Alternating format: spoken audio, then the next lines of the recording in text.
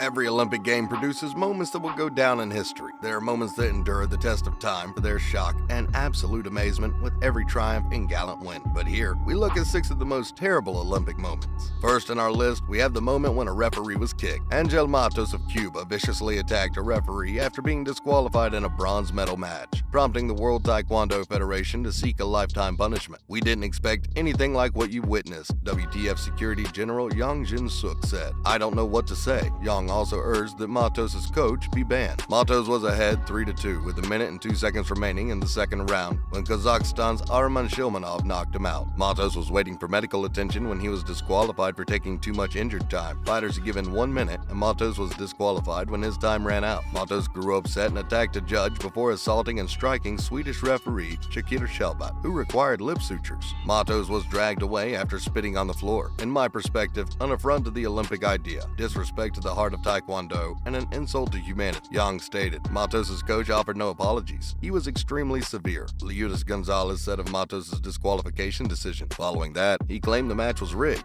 accusing the Kazakhs of bribing him. Although the arena announcer reported that Matos and his coach were banned immediately, Yang noted that proper protocol must be followed before the two are legally banned. Matos defeated Italy's Leonardo Basile in his opening match, then overcame China's Liu Xiaobo 2-1 in the quarterfinals. However, South Korean Cha Dong-min defeated him in the semifinals, relegating him to the bronze medal match. Moving on, the Burn Doves at South Korea. On September 17, 1988, the 24th Olympiad Games began. Over 8,000 competitors packed the stadium with thousands more fans cheering them on. Hand in Hand, the official song of the 1988 Olympics, was released, a powerful duet still performed today. Everything was swimmingly, with one perfectly timed move flowing into the next. The customary Japanese peace doves were released as the final runners approached the Olympic flame, signaling the completion of the torch relay. Up, up, away. Torches in hand, the 3 athletes rode customized elevators to the top of the cauldron. The audience became silent as the 3 approached the top, then began cheering. The doves, a long-standing symbol of international peace, were poised in the cauldron, unsure of their condition and where to fly next, attracting the attention of the audience and spectators at home. Perhaps the athletes were unaware of the doves. Perhaps they believed they had already taken off. In any case, the athletes simultaneously lighted the cauldron, immediately lighting the whole basin and killing the doves within. The camera operators moved quickly, shifting their focus away from the suffering flock of birds, fighting for their lives, and toward the viewer. But it was too late. The doves, seated calmly atop a building that appeared to be built expressly for them, were burnt to a char in front of billions of scared spectators. The dove killing prompted widespread outrage, resulting in subsequent Olympic ceremonies employing balloons or paper reproductions instead of real birds. Following that, the 1960 Games. The death came unexpected. Several notable events occurred in the 1960 Summer Olympics in Rome. It was not only the first Olympics broadcast live across Europe, but also gave the world its first look at Muhammad Ali, who won gold in the light heavyweight division. Unfortunately, not all of these memorable moments were positive. The Summer Games gave birth to the contemporary Olympic Games. On this day, 50 years ago, Rome hosted the first commercially televised Summer Olympics, when Danish cyclist Knud Ingemark Jensen fainted during his race while under the influence of Roniacol and died the next day. They were the first games to be tainted by a considerable doping controversy. Abib Bikila of Ethiopia won a barefoot night marathon in front of the Colosseum, ushering in an era of African dominance and long-distance completions. They also helped introduce the world to Cassius Clay, better known as Muhammad Ali, an athlete who became a global superstar. Giancarlo Paris, an Italian youngster, won a local scholastic competition to become the game's last torchbearer. Paris, now 68, told me over the phone, "I couldn't believe it. It seemed like something too big for me." Paris sprinted the last 350 meters of the torch relay and lighted the cauldron at the Stadio Olimpico on August 25, 1960, brushing off his anxieties. The games had started. Many foreign and Italian participants have been invited to the large anniversary ceremony on Wednesday in Michelangelo's Piazza del Campidoglio in Dash, where Paris, a retired teacher, will relight the flame. Well, what are your thoughts on this? Please leave a remark. Up next, boycott at the 1980 Summer Olympics. On March 21,